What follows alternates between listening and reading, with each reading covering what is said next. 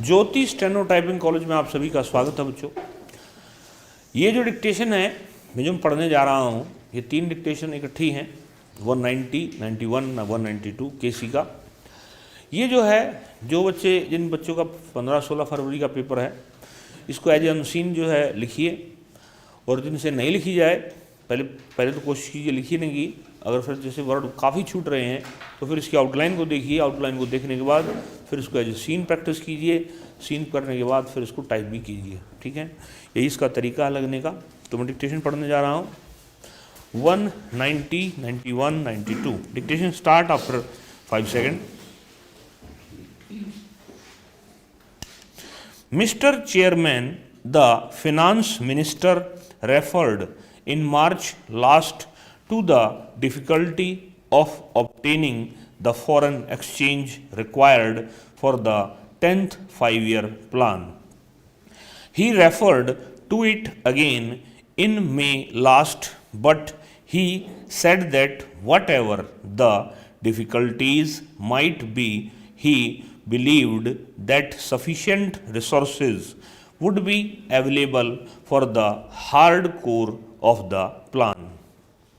In other words, he thought that certain projects which were included in the phrase hard core of the plan could be carried through, while certain other schemes or projects might have to be left out. His last statement on this subject was made a few days ago in another place. The word that is favored now by the government with regard to the plan is rephrasing. The Planning Commission and the government are now engaged in rephrasing the plan. The Finance Minister, while referring to this, said that whatever the people spoke of the rephrasing of the plan or of the allocation or reallocation of priorities, it meant that a little pruning was implied in the re-examination of the plan. Now, sir, we should like to know what exactly this rephrasing means. The Planning Commission may not have finished its examination of the question, but I think we can be usefully told on what principles the government are proceeding and what is the extent to which a reduction is likely to be made in the cost of the plan. I read a few days ago, sir, in a daily that it was being considered whether the fertilizer projects might be cut out of the plan. Now the Finance Minister has told us that what constitutes the hard core of the plan is the production of steel, mining, transport and power. Now, is the production of food essential for carrying out of the plan or not? Is it included in the hard core of the plan, or has it been given a lower priority than steel and other things?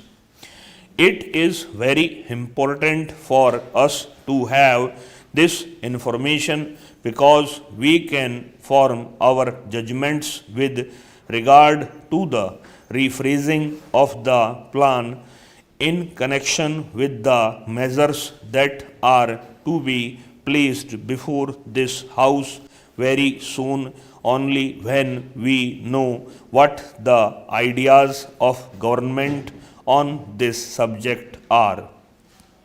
It may not be possible for the Honorable Finance Minister to state what the exact extent of the reduction in expenditure will be. At one time, sir, we were told that all the schemes in the plan stood or failed together. If greater industrialization was needed, it was necessary that no more food should be produced, that education should be spread so that people who can understand the latest technological process might be available, and so on.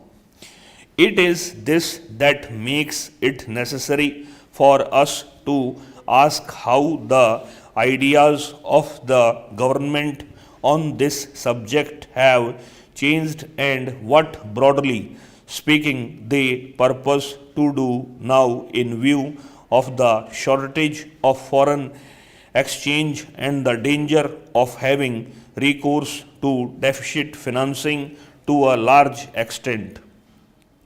Sir, I referred a minute ago to the importance of increasing food production.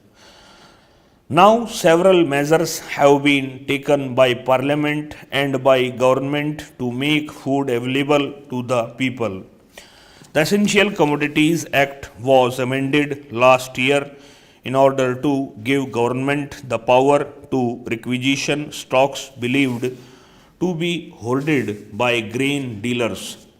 Then it was announced that India was being divided into a number of zones because it was believed that restrictions on the free movement of food grains would bring down their prices and consequently lessen the temptation to hoard. Then, sir, in addition to this, the Reserve Bank asked the scheduled banks to reduce the advances made by them for the purchase of food grains because it was believed that the bank advances were being used in order to buy more and more food grains and hoard them. As a result of these measures, the Food Minister could say 3 or 4 weeks ago that the rise in food prices had already been checked. Let us see first how far the production of food has increased and to what extent prices have fallen. I shall take first the production of food. The Planning Commission, in its review of the work in the first year of the 10th plan, said that according to the food production program, an addition in food production potential of about 21/2 million tons was expected to be realized in 2006-7, and that increase in production is estimated to be of the order of 1.4 million tons. The statement made by the Planning Commission depended on the forecast made at the end of April by the Food and Agriculture Ministry. But a week later, the Food Ministry claimed that the production of food was not 66 million tons but a little over 68 million tons. There was a difference of about 2 million tons in the two estimates made at an interval of a fortnight. The National Savings Drive, as you know, sir, has a very important place in the present scheme of things, particularly in view of the present conditions of our national economy when we have to raise resources in a non-inflationary manner. We have done everything to streamline the organization, and we have tried to get the cooperation of the state governments by providing greater incentive and linking the whole drive with the local schemes and accrual of resources to the states. It has been decided that whatever revenues accrue as a result of the intensification of the national savings drive, two-thirds of the net amount would go to the states. We have also decided that we will meet 50% of the additional expenditure to be incurred by the various state governments. I am trying to point out, sir, that this drive is at a point where it is gathering momentum and we expect much more from it. I do not think that at this stage we should burden the already overburdened posts and telegraphs department with the administration of this big national scheme. It would not be advisable. Another point was that the P&T department was running at a loss and that it would minimize the loss of this department if this national savings scheme is entrusted to this department, by which it will get the commission. I would like to point out, sir, that at present a very substantial part of the national savings certificates are being sold through the post offices. Postal savings certificates form the bulk of the small savings, and the commission for them goes to the P&T department. During the last 3 years, an average of 2 crores has gone to the P&T department. The P&T department is already getting some revenue from this, and in order to popularize this scheme and in order to make it reach the rural areas, it is necessary to intensify the scheme under the present setup, that is the central government, the National Advisory Committee, the state governments, etc., rather than to burden the posts and telegraphs departments with this additional task. Another point that he made was regarding a separate budget for the P&T department, just as the railways. Sir, the whole question of having a separate budget is a misnomer or a description. During the last few years, as a result of the demand in Parliament, the budget memorandum as well as the annual financial statements have been elaborated and made clearer still to the layman by the addition of the explanatory memoranda and by showing the commercial accounts separately.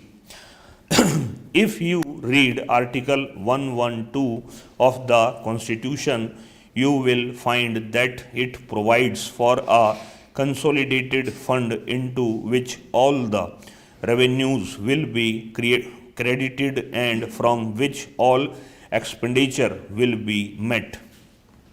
If you see the budget papers, you will find the railway revenues and expenditure finding a place in the annual financial statement.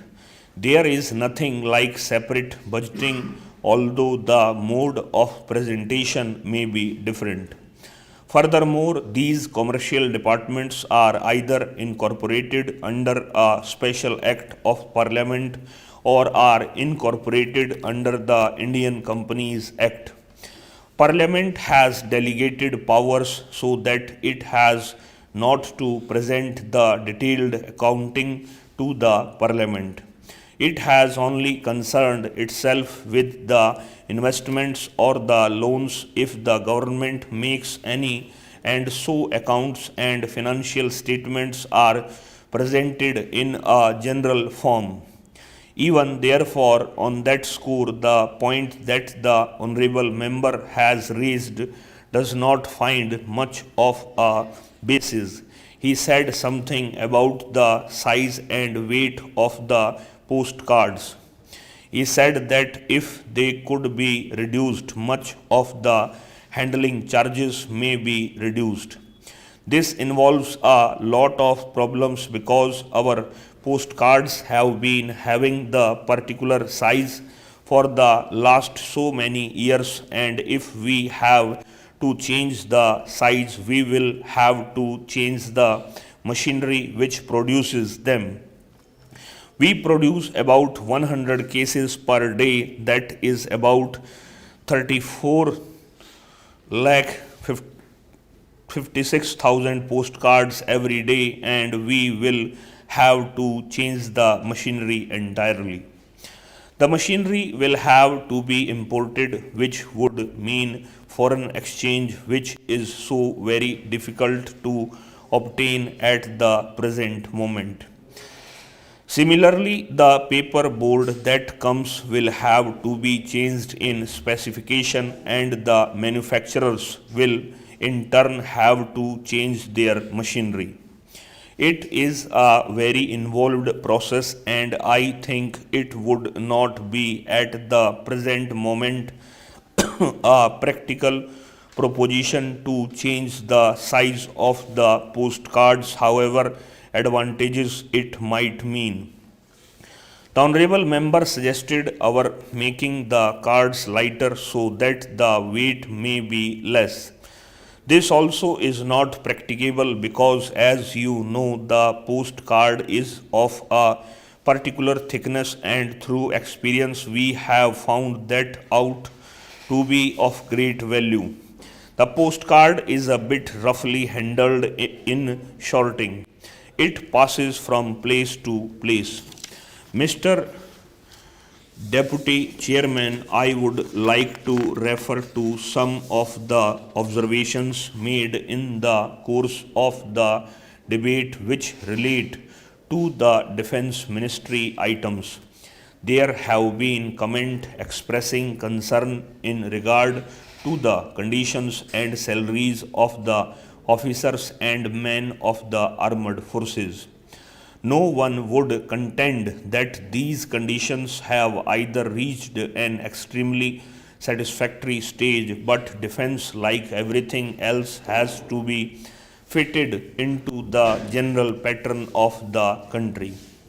The first question is what we can afford and what are the relative priorities. As one of the speakers said, the defense budget of this year is already 50 crores of rupees higher than last year, and it is likely to go further up if there are other difficulties. So, while government keeps in view the possibility of improving these conditions in some cases more quickly than in others, the conditions at present cannot be said to be any worse than they were before, and it is not on account of any lack of concern or consideration that we have to postpone further improvements, but it is due to the state of the resources of the country. The armed forces have undergone no physical expansion.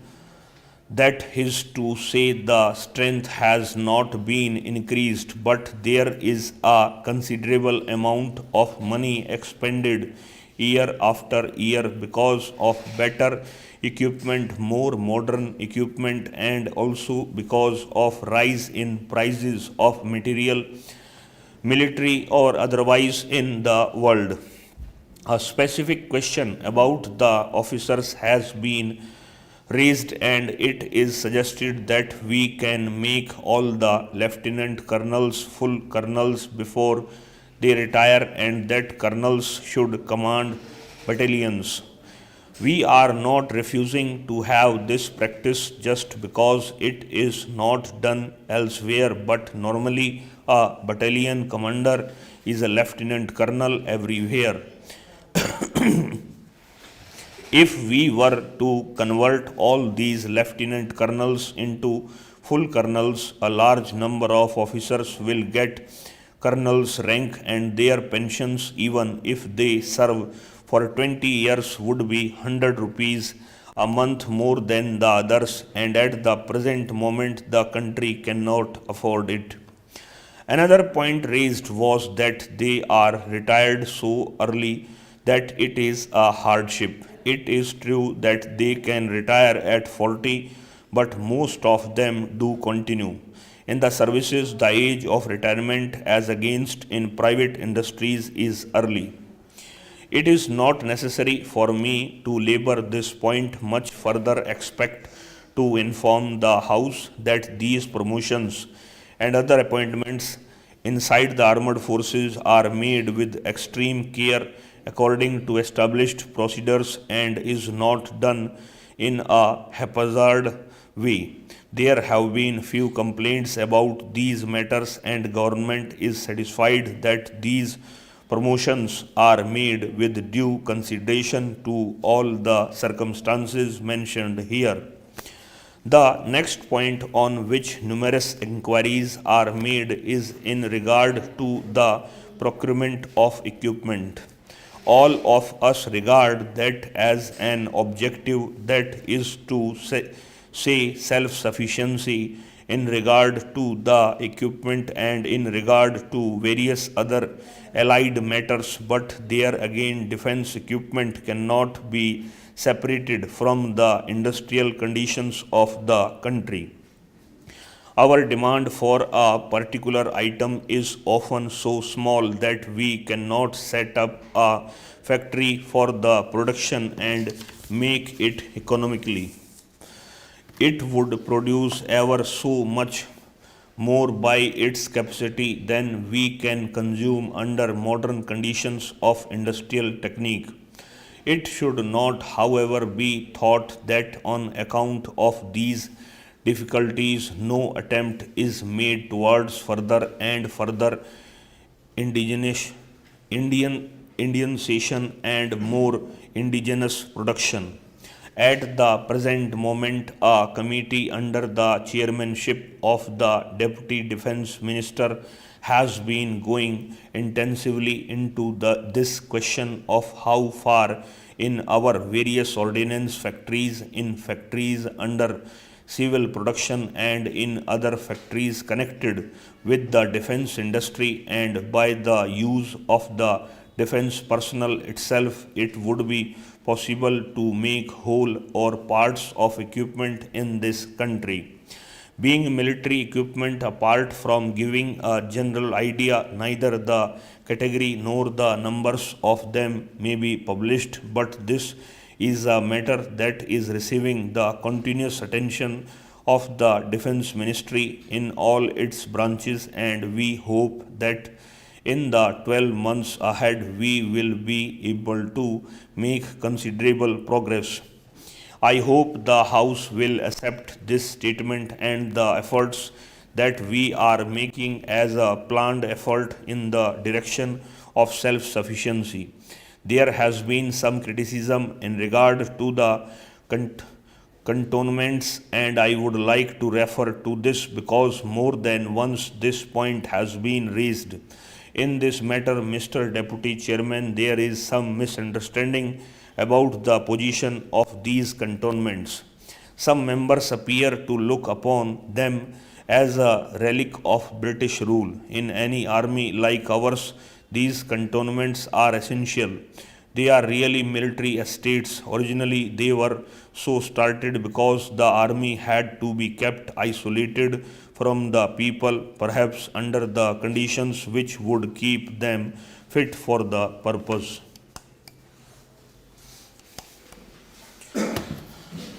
15 second का बनाना.